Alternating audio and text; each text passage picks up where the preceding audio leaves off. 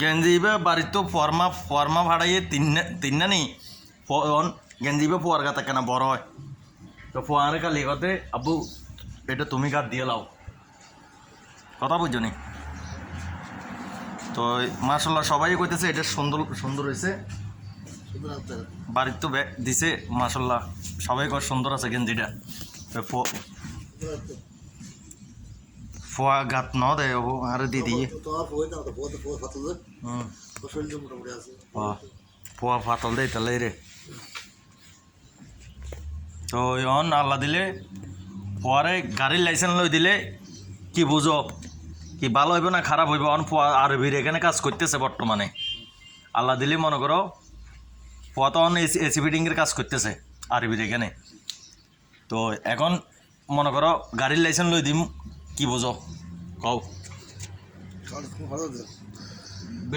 video চলে আর কি মানে গাড়ির লাইসেন্স লই দিলে কি বুঝো এখানে এখানে এখানে টিকটক দিবে স্যার টিকটক দূর ভাই টিকটক ঠিক নাই করি না ভাই